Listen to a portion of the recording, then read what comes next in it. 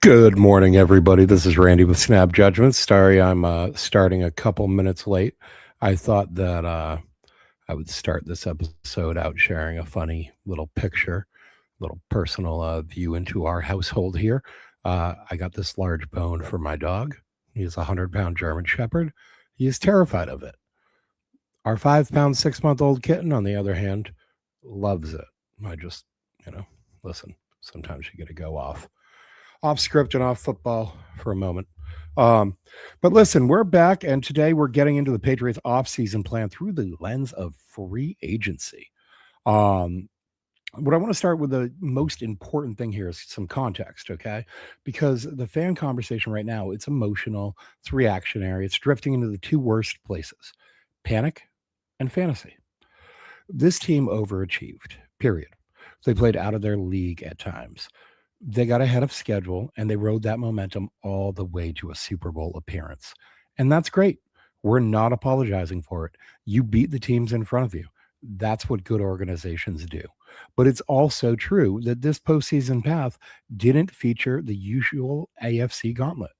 We didn't go through the murderer's row you normally have to beat. No Burrow, no Mahomes, no Allen, no Lamar. That matters when you're evaluating where a roster actually is. So, the point of today's episode is to be honest about what this team is and don't confuse a great season with we're one move away, because that's how you ruin a rebuild. And let me hit you with the core line for the offseason, because this is the principle that should guide everything. Vrabel is not building for a championship run. He's building a dynasty. And you do not build a dynasty by selling the future for the present. You don't trade for AJ Brown. You draft the next AJ Brown. If you acquire veterans, it's because the price is right, not because the name is flashy. You don't move premium assets for a depreciating asset, especially not at wide receiver, where the difference between 29 and 32 is the difference between cornerstone and we might get another decent season out of him. We're not chasing one or two great years. We're building a decade plus window. So today, team needs the key calendar dates that matter, and then we'll get into free agency targets by position. Who fits, who doesn't, who's worth the money, and who's a trap. Let's do it. Right now, we're going to start out at left guard, because if you ask me, the single biggest need for this team going into the offseason is starting left guard. I don't care how many people want to argue wide receiver. I get it. We all want fireworks. But the Patriots offense goes as far as the protection goes. And right now, one of the biggest problems we saw on tape was how often the offensive line, especially the younger pieces on the left side, struggled with stunts, loops, twists, and late movement.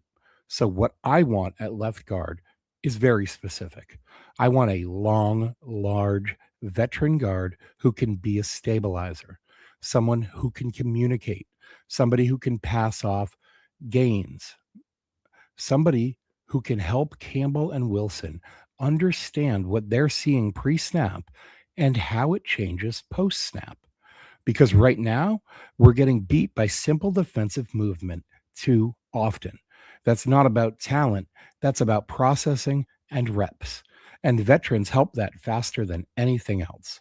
So, left guard is number one. And that's, again, just a reminder, that's because under my offseason plan for the Patriots, and what I think they should and will do, is move Jared Wilson to his natural position at center. That's where he played the bulk of his college career. He took some snaps at guard. But center is his position. That's going to be his position of the future in the NFL. My number two offseason need for the Patriots is a true X wide receiver. Now, wide receiver, and let's be clear, the Patriots do need a true X, a boundary receiver who can win against press, who can win on third down, who can be a red zone problem, and who can do it without needing perfect conditions. We need a guy who draws double teams, but then also has the talent to beat them. Here's the tricky part. I'm not convinced Stephon Diggs is back next year as the top target. Now, if Diggs isn't back, that's a lot of targets that need to be absorbed. I do think Kyle Williams can slide into the Z role, and I like that. But the X spot, that's where you need a real solution going forward. Ideally, you draft it. Again, draft the next AJ Brown. Don't trade for the current AJ Brown. Now, I'm also tracking a few key dates here. March 13th is a key date for Stephon Diggs. $6 million roster bonus due on that day. If he's still here when that triggers, it's a pretty strong signal he's going to be back. Then I'm keeping an eye on DJ Moore out in Chicago. He's due a 15.5 million. Well, I'm sorry, 15.5 million becomes fully guaranteed on March 13th. If he's going to be moved, and a lot of people think it's real likely that he will, it probably happens before that date. Then I look over in Tennessee and I see Calvin Ridley. I'm keeping an eye on him as well. He has a roster bonus due on March 15th as well. So these dates matter. They tell you when the league is being forced to make some of these important decisions. So you want to keep an eye on these guys for the trade market. Now, let's move on to the third overall need, and that's going to be a tight end. Look, I've just got to be blunt about this. Hunter Henry cannot be your tight end one. He just can't. He's 31. He's been injury prone in the past, even if he's had good luck for the last 2 years. And the Patriots need a younger, more dynamic pass catching tight end who can at least contribute enough as a blocker that defenses can't treat him like a pure receiver. This offense needs someone who can win down the seam, who can create yards after the catch, and who can be a coverage dictator. So yes, tight end is a major need. And for me, it's number 3 on the Patriots offseason list. Number 4, a right tackle to develop. Morgan Moses is about to be 35. He is not getting younger. We saw blips on tape this year, and he takes a lot of veteran rest days. That's not a criticism. That's just reality at his age. So I want a right tackle who can be drafted and developed, unless the team believes Marcus Bryant or Thayer Munford Jr. is on the right path to take that leap. Now, I've heard reporting that Marcus Bryant is not ready, would not be ready this offseason if they needed him. Does that mean he's not going to be ready in a year? No, that does not mean that. And he very well could be. The problem is if Morgan Moses, God forbid, suffers any sort of injury next season, well, the backup is going to be called on. And that right now is Marcus Bryant. Now, this doesn't have to be a first round type investment or some kind of big money free agent deal. That would be the wrong path to go. This should be a day 2, late day 2, maybe early day 3. Okay, you're talking about a traits pick, a developmental player, but you need a plan. You can't just wake up next year and realize, hey, my right tackle is 36 and the pipeline's empty behind him. Now, number 5, this is a tricky need. Okay, defensive tackle. You might look at this roster and say, Christian Barmore and Milton Williams, why would you need one? Well, as I've gone over in previous episodes, I think there's a good chance that this team moves on from Christian Barmore. There are a number of reasons that I've outlined in past episodes, again, primarily personality issues, and pretty much stops there. And I'm just going to leave it at that. You can look at my past episodes. I get into a little bit more detail about Barmore and why I don't think that he's a culture fit for the New England Patriots. Point being, if the team moves on from Christian Barmore, then the need becomes immediate and serious on the interior of the defensive line. You'll need a top-tier interior player, and it probably jumps pretty close to the top of the priority list. I would say, honestly, if you get rid of Christian Barmore, It's either number 2 or 3. Um, so listen, if Barmore stays, it's we don't need a starter, but give me 1 or 2 quality depth pieces and I'd be happy. Now, the key date here again is March 13th. On that date, Barmore gets $10 million guaranteed if he's still on the roster. So keep an eye on the calendar. You can kind of keep track of whether or not these decisions are going to be made and what direction the team's going in. We've got less than a month until that March 13th trigger date for a lot of guarantees and bonuses and that sort of thing in the NFL. Next, the sixth most important need for the New England Patriots in the 2026 offseason, according to my list, is edge. Now, edge is the position most people are going to make the most noise about. And I get it. All right. This team, we could use someone who consistently gets after the quarterback, can set the edge, and can stay on the field for all 3 downs. Harold Landry, he's an older player. There's rumors that he might need surgery this offseason. He missed significant time with an ankle injury. Even beyond that, I mean, he needs a lot of veteran rest days. He plays through a lot of smaller nagging injuries.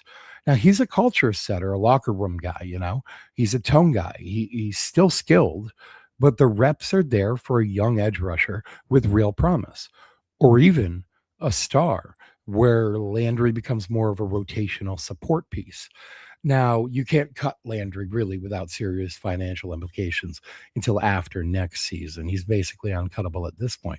So nobody's talking about that. But if you bring in a top dog, you move Landry back into a rotational role where he can excel in limited snaps as opposed to, being worn down by the extra workload. Now, this is where I differ from the consensus, though. I would be relatively happy going into next season with Landry, Chason, Ponder, and Swinson. Now, that doesn't mean I'm satisfied. It means I'm not desperate. I do think they need depth at minimum. And if they don't add a star, then adding a rotational pass rusher at a reasonable free agent number and or later in the draft makes a lot of sense to me. Again, getting back into the calendar, March 13th is an important date. That's when Maxx Crosby's $29 million becomes guaranteed. It's probably a key date for his whole situation.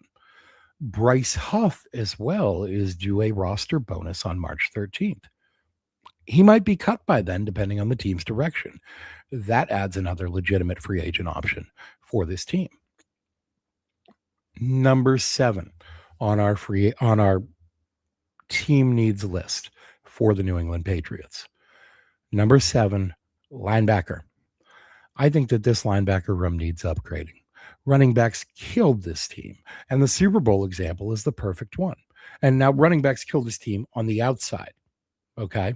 Outside the tackles. The Super Bowl example was perfect. Seattle highlighted that weakness as Kenneth Walker ran for 114 of his 135 rushing yards outside the tackles. That's not just bad angles. That's we need more speed and range. You need linebackers who can close, who can scrape, and who can cover. This room needs an upgrade, period. Number 8, cornerback depth. Gonzalez, Carlton Davis, Marcus Jones, great at the top of this room, but depth matters. And Alex Austin simply hasn't been reliable. He hasn't been healthy for a good chunk of this year. Even if he comes back, I'd like another comparable piece. Corner is one of those spots where you don't wait for injuries to teach you the lesson. You plan now. Number 9 on the list is safety depth. Starting safeties here, they're good. Woodson, Hawkins, we love them. The depth is questionable. Del Pettis is basically the only real backup option. Brendan Schooler is a special teams player almost exclusively. So I want a depth safety or maybe a guy that you can bring in so you can play 3 safeties on the field a lot more often. The draft, very strong at safety. I could definitely see this need being addressed there. probably on day 2, right in the 40 to 60, maybe 70 pick range is that's the sweet spot for safety in this draft. I think the Patriots are a strong candidate for moving around in this draft, given the number of day 3 picks they have. We have 2 fourth round picks and 4 sixth round picks. So, you use maybe a sixth round pick or two, you move up from 63 maybe into the 50 range, something like that. Nab one of these top safeties there. Now all of a sudden you have a trio of Hawkins, Woodson, and there are a number of guys out there. Genesis Smith out of Arizona, Kamari Ramsey out of USC. If Dylan Thieneman were to fall to around 50, you run that card in. You trade, make that trade, jump up, run that card in, and grab that kid because he's good. Um, Moving on here to the number 10 need for the Patriots offseason.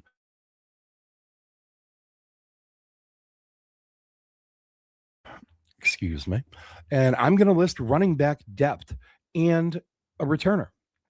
Ramondre Stevenson and Travion Henderson, they both stayed healthy this year mostly, but Antonio Gibson's injury really highlighted the lack of depth on this team.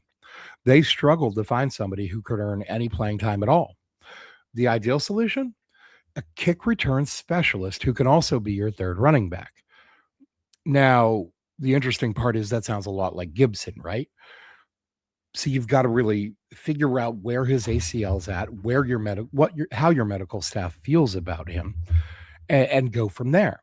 If Gibson's returning healthy, and that's your guy as the third running back and kick return option, great. We saw him be very effective in kick return. He returned a touchdown, and he only played like 3 games this season. So if it's a new player via free agency or the draft, okay, but you need that role solved. Right now, I'm going to operate as if Gibson is returning healthy. It's going to have been nearly a year by the time the season starts. I do think that maybe you could address running back later in the draft. There are a number of guys. This is not the running back class that we saw last year, where you saw guys like Ja'Cory Crosby Merritt go extremely late. And then the kid in Chicago that I really liked, Kyle Monangai out of Rutgers, he went like the 6th round. You're probably not going to get that sort of quality in this draft, but you will get guys who can run reps out there. Again, the team didn't seem to want to put Henderson into kick return situations until late in the Super Bowl. The whole book on Henderson has been like a limited work role is ideal because he struggled with injuries throughout his career at Ohio State. And he really was most effective when they brought in Quinshon Judkins to split the workload with him. So putting him out there for extended touches or on kick returns, it's certainly a risk to his health. And Henderson is a high impact player when he's healthy. So really ideally you want Henderson in a role where he's like getting 10 to 12 touches a game. Do you want any of those touches to be kick returns? Maybe not. So you get a kick return specialist and bring him in.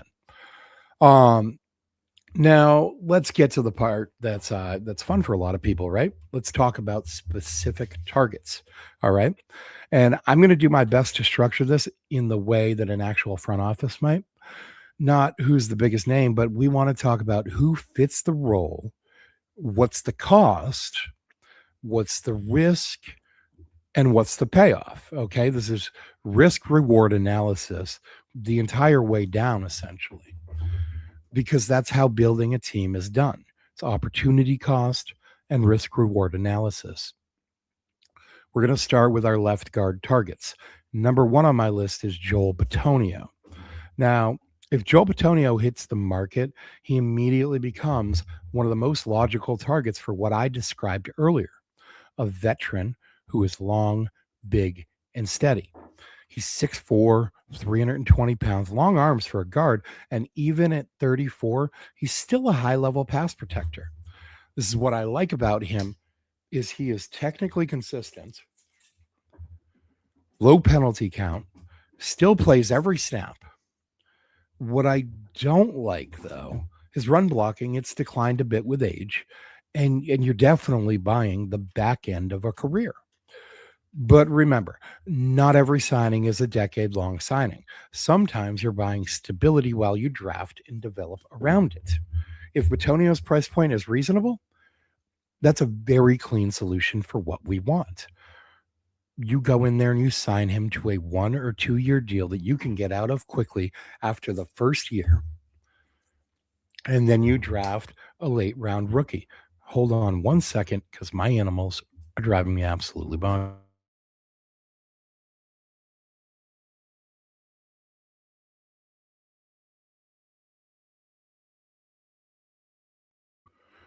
Okay, thank you. Sorry. I live in a petting zoo. Um, Look, again, you sign this guy to a 1, maybe 2 year deal, something similar in value to what Morgan Moses signed last year, but you want shorter term without a doubt. Joel Bitonio, he's a guy that I especially like in this class because he has some experience with Mike Vrabel after Mike Vrabel um, worked in an assistant coaching capacity in Cleveland last year, not 2025, but 2024, obviously, working with that offensive line. This could make Joel Bitonio an ideal fit for this team. He and Vrabel already have experience with each other. If Vrabel likes his approach and the type of player he is, the type of attitude he brings, I would expect him to be a top target in free agency, to be honest. Moving along to the next guy on my list, Kevin Zeitler. Zeitler, he's another coach on the field type of guy. All right, 6'4, 332 pounds. So he's a little bit bigger than Joel Bitonio. And again, look, Will Campbell is a slightly undersized left tackle. Jared Wilson is a center, will be a center that will be on the smaller side. He's very small for guard. You want some heft between those two, not just the experience, but the literal weight and length. Um, so this guy, 6'4", 332, he's durable, fundamentals first, elite processing. He's been one of the most consistent interior linemen in the league for a long time. And look, Tennessee signed him for this purpose, to be the veteran on their line this year. They signed him to a 1 year deal. He might be amenable to another 1 year deal. You're the type of guy who signs a contract like that because you're saying, hey, this might be my last year. So, you maybe sign another 1 year deal and find out it's your last year here. That's fine. Again, we draft a guy late on day 2, early on day 3, train him up behind Zeitler for this year. Now, the selling points on him, he's still an elite pass protector. You guys got to be kidding me. Sorry. Be right back one more.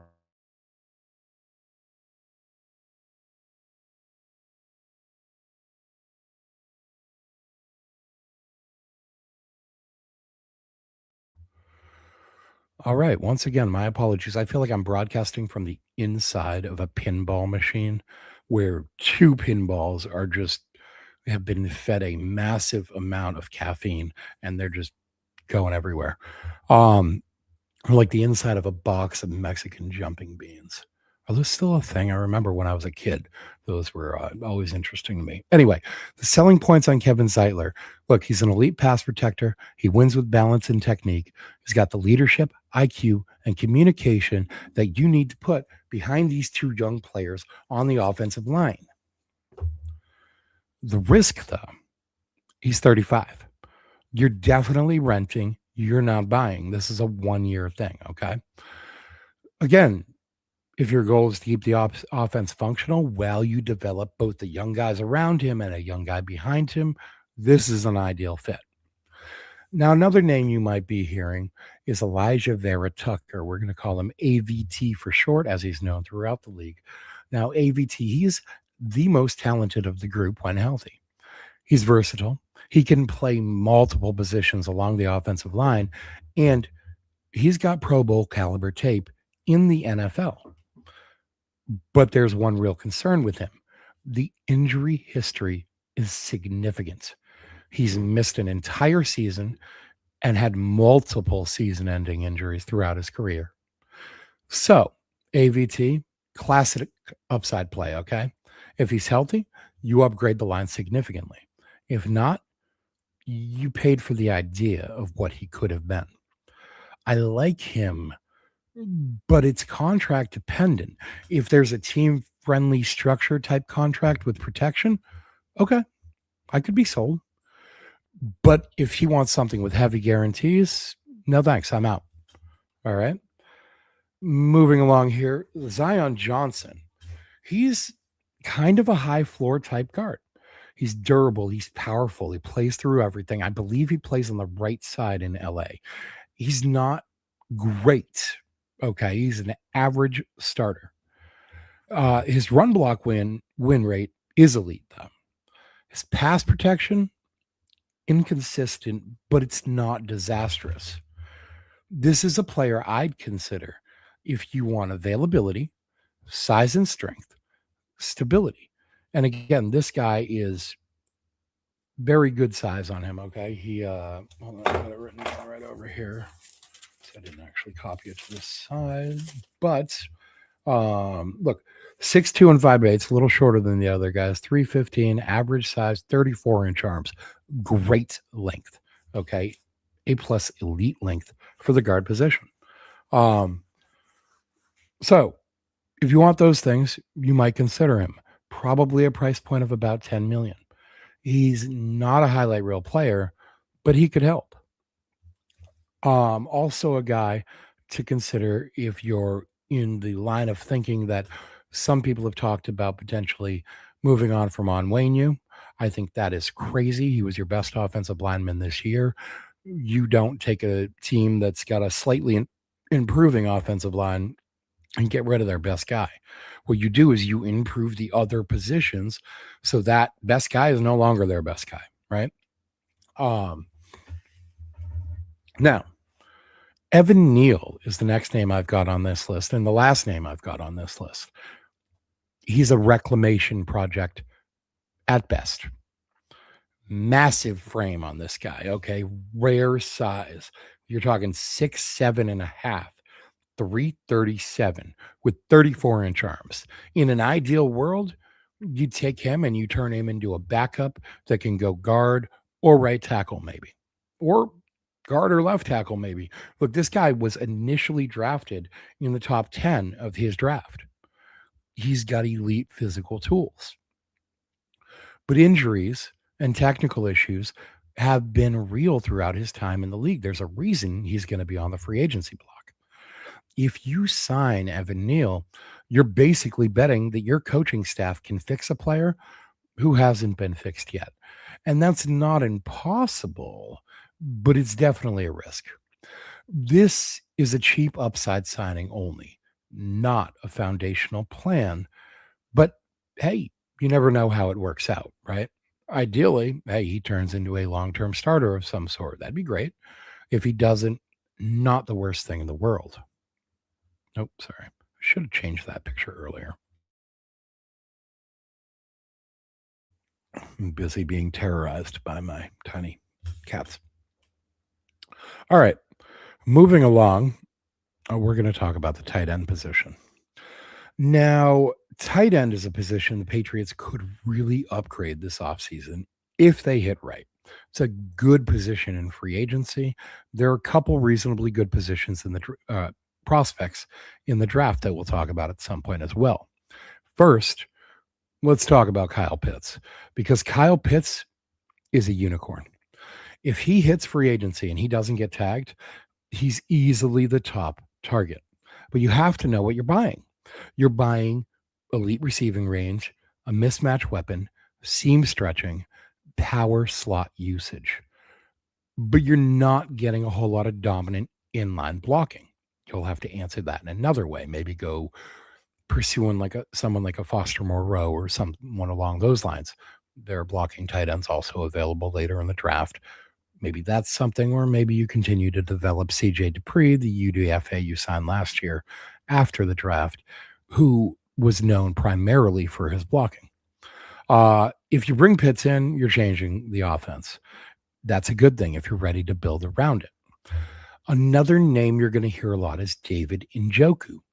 Njoku is the high upside reclamation tight end. Okay. He's still athletic. He's not quite the specimen he was in his younger days.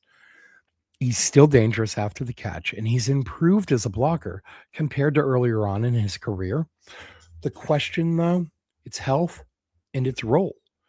If he's priced like a top 3 tight end, no, I'm good. But if he's priced like prove it in the right system, that's intriguing. Take a quick break for some coffee here. We've got the Green Mountain again, the Nantucket blend. Definitely my favorite of the regular rotation. I've had better coffees in my lifetime, but this is the better one we've got in the house. Now, moving on to the next name, Isaiah Likely. Likely is a move tight end, okay? He's a receiver in a tight end's body. He's great in space, but again, you're not getting a complete inline player that gives you a whole lot of blocking. You're getting a passing game weapon who needs to be used correctly. And the problem with a guy like that, or next on our list, the guy that's coming up next on our list, is when he's on the field, the defense can be pretty sure you're passing. Okay. You don't want to be giving away a lot of what you're doing to the defense pre-snap. So if you can put a tight end on the field who excels in blocking and receiving, then the defense doesn't have quite so much of a clue as to what you're about to do when you snap the ball. But if you have a couple tight ends on the field that are only receivers and are garbage at blocking, it's probably a passing situation, right? The defense can kind of set back and wait for the pass, gets that little half step to a step on you, and sometimes that's enough to ruin your game plan. Now, yeah, look, he's actually starting to calm down. They both are. They were absolutely tearing around this place about 5 minutes ago, 10 minutes ago. So listen, if you want your tight end room to have speed, yak, and matchup flexibility, Likely's a great fit. You bring this kid home. He's from Cambridge. He grew up a Patriots fan. This is the sort of player that you really would like to put in this room. But again, you'll have to find a blocker somewhere else. Chigo Konkwu is another name. He's another move tight end. He creates after the catch. He can stretch the seam. And, if you want a guy who can be motioned, put in a space used on crossers, screens, really open up your game plan, Chig is that guy. Not a blocker, not a classic anchor tight end, basically another wide receiver on the field just at the tight end position. Now, the next guy's a little bit different, Cade Otton. He played at Tampa Bay this past year. He is the do-it-all high floor option. He's reliable. He's technically sound as a blocker. He's smart. He's consistent. He's not going to blow the roof off a defense. But if you want stability and competence with enough receiving to matter, he's a strong option. And he's probably not going to blow the bank either. Okay. He's not going to be one of those like super high paid tight ends. Lastly, in the tight end group, I'm going to mention Daniel Bellinger. He played with the New York Giants this past year. He's a sneaky option for me, okay? He's a great athlete, good blocker, reliable hands. He doesn't have elite seam speed, but he does have efficiency. This is a cheaper option that helps your room, and it helps bring the average age down in your room, right? Right now, it's Hunter Henry, Austin Hooper, and basically nobody else because CJ Dupree just hasn't played very much. Our average age in the tight end room right now is like 32, and this is the NFL. That's really friggin' old in NFL years. Daniel Bellinger is like 26, 25. 25 and a half by the time the season starts. So he would bring that age down in that room, give you a little bit more future. Now let's move on to the wide receiver targets, okay? Let's split this into 2 buckets. Number 1, your true X receiver candidates. Number 2, complementary role players or return specialists. All right? Because a lot of this, again, we need to talk about fit. Now, the number 1 guy potentially on the market, technically, he still is George Pickens. Pickens has a lot of attitude stuff all over the place. I don't know if he'd fit into this team that way, but he is the true X prototype. He's big, he's fast, he's violent at the catch point. He can win 50-50 balls because they're not 50-50 balls when you throw them to George Pickens. They're 80-20 balls, and they're his. He's also young. He's 24, I think. Yeah, almost 25. Is he truly available? We don't know. The Cowboys intend to franchise tag him. That's the reporting. The Cowboys are also like 40 or 50 million over the cap, and it's going to be like 30 million to franchise tag this guy. So if the cost, well, listen, just be realistic. The cost is going to be heavy. This is where the dynasty principle matters, because if the cost is premium picks, which it won't be, it's going to be free agency, if anything. Okay. Either they're going to bring him back on a franchise tag and then they're going to renegotiate a long-term deal with him, or he's going to be allowed to walk into free agency because they can't afford the franchise tag. So still going to be about 30 to 35 million a year to pay this guy. So you need to ask yourself, can we draft the next version of this player instead of signing him? But this is the type of guy that makes you think about it, right? He's young, talented, got everything you need, a little bit of a head case. Mike Vrabel would have to make the decision on whether or not he wants to manage his personality and spend the type of money per year that you would need to bring a player of this caliber of talent in. Romeo Doubs is the next guy I'd bring up real quick. Doubs is a high floor boundary receiver. He's reliable, he's technical, he's good in the red zone, and he moves the chains. If you can't get the superstar, Doubs is the kind of guy who keeps your offense functioning. He's not going to terrify defenses, but he's going to win plays when it matters. The next guy, you'll hear this name a lot throughout the free agent process, and that's Alec Pierce. He's a wide receiver that played for the Colts this past year, and he is a vertical threat with legit ball skills and an improved route tree. If you want explosive plays without paying for a 30-year-old, Pierce is definitely interesting. He's almost 26 right now. Now, the limitation with him is he's not a big yak guy. He's more catch it and go right down.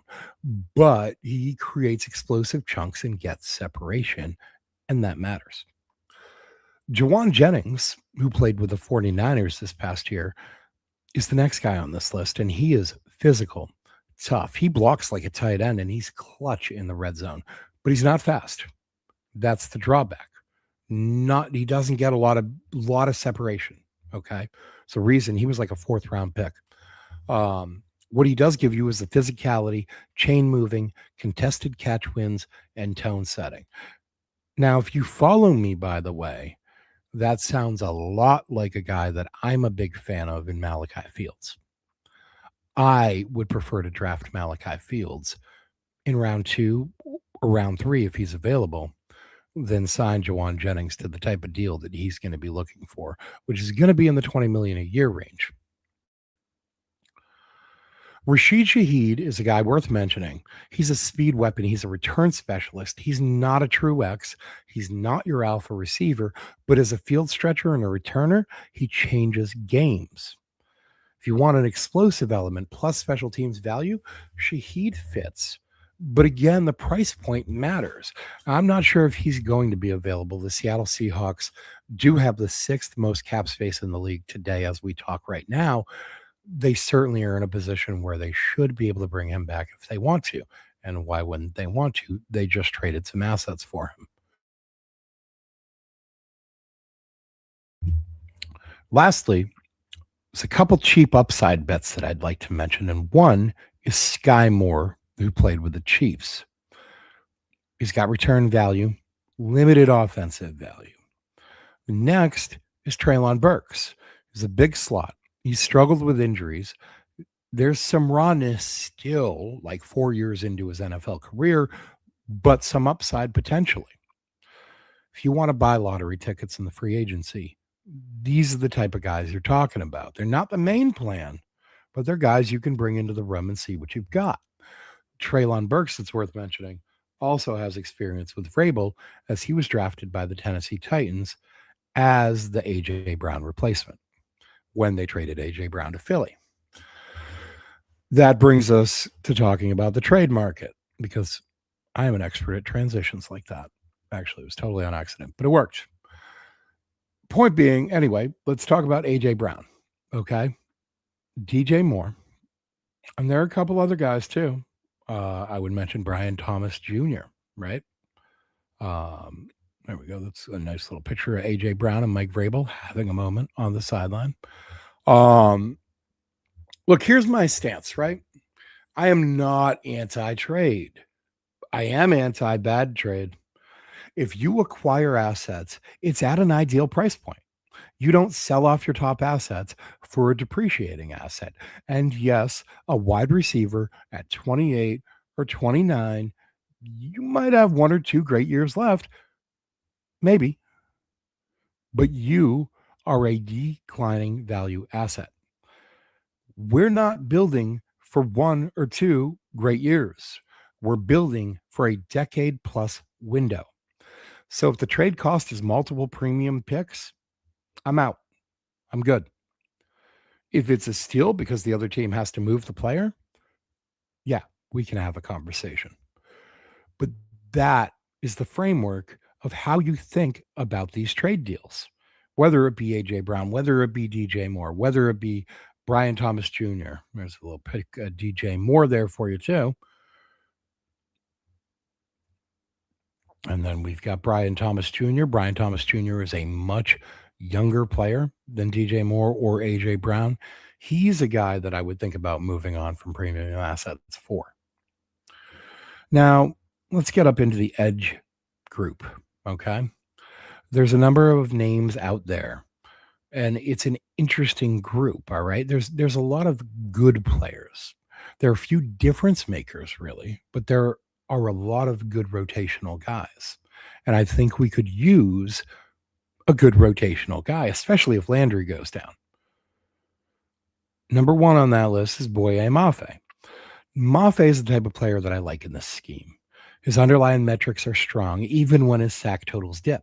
His pass rush win rate, true pass set wins, plus he brings run defense. That's a 3-down profile. If you can get a player like that without breaking the bank, that's a real upgrade to that room. Malcolm Kuntz, he played for the Vegas Raiders. He is speed to power, high motor. Now he's coming off an injury issue, all right? It ended his season last year. His production, he was injured at the start of the season. He came in late. So his production was backloaded last year. But he's still got burst. And this is a good fit as long as you're not paying for like his peak year. You're paying for his role, right? Arnold Ebiketie is another guy. He played for the Atlanta Falcons last year. He's a rotational pass rusher. He saw his production dip a bit this year after the Falcons went ahead and drafted Jalen Walker and James Pierce Jr. in the first round last year, both edge rushers that contribute on the linebacker spot a little bit. With the legal troubles that James Pierce Jr. is now facing, Ebiketie could become a much higher priority for the Atlanta Falcons to bring back than he currently is. He could also be sold by them on an increased role, given the fact that JPJ is almost likely not going to play another down in the NFL. His run defense, it's not elite. He's a rotational pass rusher, right? He's good first step, good bend, good hands. But again, the run defense, not elite. And that's okay, depending on usage, especially in our system. But if you want a sub-package threat at a reasonable number, this is a guy that can fit. Now, Kwity Paye is the next guy on this list, and he is a better run defender than pass rusher. So, not sure about that, right? Because we already kind of have that in Anthony Jennings. We already kind of have that in Jelani Tavai, although he's technically a linebacker. There's some discussion on what his actual position listing should be. Um, Point being, with pay, if you want someone who sets the edge and plays hard, he fits. If you want a closer who wins late in games, hunting down the opposing quarterback, he might not be your guy. Arden Key, however, Key is a length-based designated pass rusher. He's a veteran. He fits the mold. He's rotational. If you want depth at a reasonable number and a guy who has some experience with Mike Vrabel after having played in Tennessee, which was something that was so key in their free agency targets last year, right? I think only Milton Williams of the initial rush of free agency targets. They targeted guys throughout the year, like, third, fourth, fifth string running back type guys that they probably did not have prior experience with. But of all the initial rush, Milton Williams was the only guy that nobody on the coaching staff really had hands-on experience with. Everybody else, it was someone specifically from someone on the coaching staff's background. Arden Key fits that mold. 6'5", 240, super long, projected by Spot Track to get something in the neighborhood of like 7 million. Even if you go up from that, 9, 10 million is not preventative to me to get yourself a rotational pass rusher who could potentially step in and play a bigger role if Harold Landry continues to struggle with injuries or needs some sort of surgery this offseason and comes into the year not quite ready to go. Arden Key is nearly 30 years old. You're not going to give him a long contract, maybe 1 or 2 years. And you would probably still think about drafting someone late day 2, early day 3. Moving right along to the linebacker targets. I've talked about needing upgrades here. So let's talk about who fits. Leo Chenal out of the Kansas City Chiefs. I liked him a lot in his draft class. And I've only liked him more as he's gotten into the NFL. Second here, let's see if I can pull up, make all these visuals. I might as well pull them up occasionally. Let's see. Is this the right one? Linebackers. There we go. All right. Where was that? Yeah. So if Leo Chenal is available, that's a serious player. He has elite run defense, improved coverage, not great, but improved, and he brings special teams value. He's younger too, just 25 right now. So that's exactly the type of linebacker that you want to bring in that changes your defense and raises the ceiling. Next, Caden Ellis. Now, if the last name sounds familiar to you, that's because his brother currently plays for the Patriots, also at linebacker, Christian Ellis. Caden, like his brother, is versatile. He can rush, he can communicate, he's got a high IQ. If you want a chess piece and a leader and someone who I would think would seamlessly fit into this defense, given the fact a very close relative of his currently plays on the team and was prioritized by the team last year in the offseason, this guy is a guy that fits right away from day one and upgrades the room. Now he's not crazy upgrade, right? He's not an all-pro player, but he gives you solid depth and solid quality at that position. Next is Quay Walker. This is an athlete. He's got great range. He tackles, but he's got real red flags in coverage, and I think that would probably keep him from a significant role here, or role enough that would justify the contract that he's going to want. Today's NFL, I mean, you just can't pay a linebacker who can be targeted out of the game. So that's my concern with Quay Walker. Moving along, there's a couple other guys, Devin White, Kenneth Murray. These are volatility players, right? They're big tackles, but they don't always mean good linebacker play. There are missed tackle issues, coverage problems, misreads with these guys. Devin White had a little bit of a resurgent year in the Raiders. And what I would say is we saw a similar scenario with Kayvon Chason last year, who in the 2024-2025 season had a bit of a resurgence with the Raiders. Then he came here and really knocked it out of the park. You get someone like that in that sort of same situation, bring him here, see if he can improve. Give him a prove it type deal. Um, Moving right along, got cornerback targets. Now, here we're talking about depth and we're talking about future planning, right? Number one on the list, Tariq Woolen. Woolen's all about traits. Okay. He's tall, he's explosive, he's fast, he can be great, but he can also be chaotic. If you want a high ceiling and you trust your coaching, he's interesting, but he's also got a glass floor. Okay. High ceiling, glass floor. This guy, he can be amazing physically, and he can also melt down and do ridiculously dumb stuff that you don't want to see out of a cornerback, like he did in the NFC Championship game when he almost cost the Seattle Seahawks that game.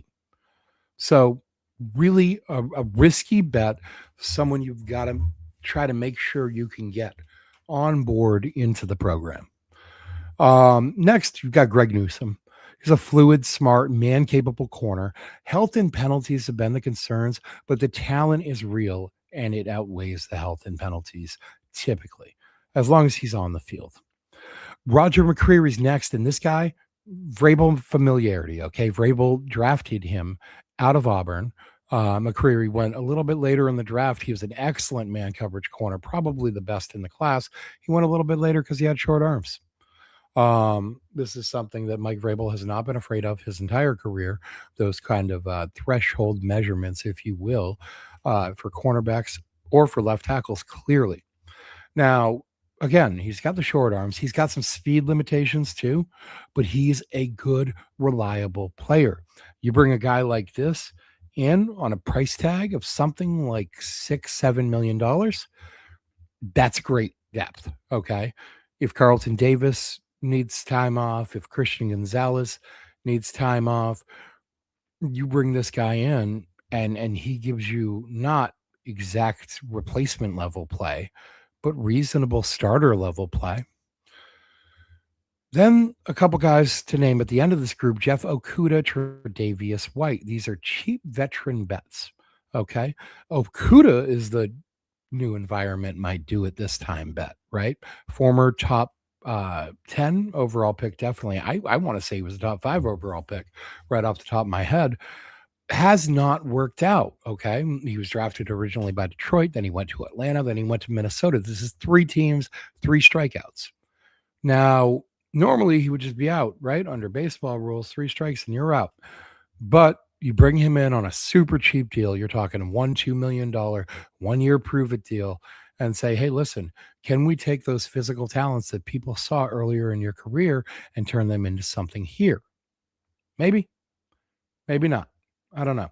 Tre'Davious White is an older player, experienced, stability, and it would also matter emotionally for the rivalry angle. He's played most of his career in Buffalo, played last year in Buffalo, and actually played reasonably well when he was called upon. You take him away from Buffalo, and that's actually kind of fun. But again, you don't want to pay him a whole bunch of money. Okay, $2 million, $3 million 1 year type of go chase a ring sort of deal, right? Um, Moving right along, we got the safety position, and we're going to lead off with Kevin Byard. It's just obvious with Vrabel, right? He has all the experience with Vrabel in Tennessee. He's a ball hawk. He's leader. He's durable. He can play multiple roles. At 32, you're buying the back end of a career. But if the goal is depth and leadership, that can still be worth it. Jaquan Brisker is the next name on my list. He's a fun one. He's violent, versatile, plays a little bit like a linebacker. The concussions have been a real concern with him. And it's worth looking into why Chicago would prefer bringing back Byard over Brisker. You would think age-wise, trajectory-wise, it would be the opposite. That should really make you pause. They know things about him that nobody else does. So do your homework on that one. A couple names here at the end of the list. Ifeatu Melifonwu. If only just because it's fun to say. Ifeatu Melifonwu. Nick Cross, Tony Adams. Okay. Now, these are the mid-tier athletic depth options. Melifonwu, versatility, but he's got injuries. He's played all over the field throughout his career, but he's rarely finished a season. Cross, speed, physicality, bouncer style safety. Tony Adams, athletic, smart. He's got some tackling inconsistencies, though. And he dealt with an injury late season, so that might be an issue. Got to get medical clearance on him. And even then, can you deal with the tackling issues? I don't know. But these are the types of signings you make when you want competition and to build a room and to build a depth at a position without overspending. So that's the free agency blueprint, guys. The theme is simple. Build the lines, add targeted skill upgrades. Don't chase names. Don't sell the future, because Vrabel is not building for one championship run. He's building a dynasty. If they execute this offseason the right way, stabilize the left guard, find a real tight end one, add an X receiver through the draft, or maybe the right acquisition, and upgrade the speed on defense, this team is positioned to be a contender for a long time. And that's how you do it. If you're watching live, drop your top target in the comments. Give me one offensive player and one defensive player. Now, if you're listening to this later on, number one, make sure you're subscribed, okay? We're going to be doing draft fits, trade market updates, roster breakdowns, all off season. All right? That's it. This was Snap Judgments. I hope you enjoyed the show today. We will see you back here tomorrow. Same time, same place, 9 a.m. We're going to be talking about the combine and what actually matters. What should you be paying attention to when the combine happens next week? I'll talk to you tomorrow. Have a great day, guys.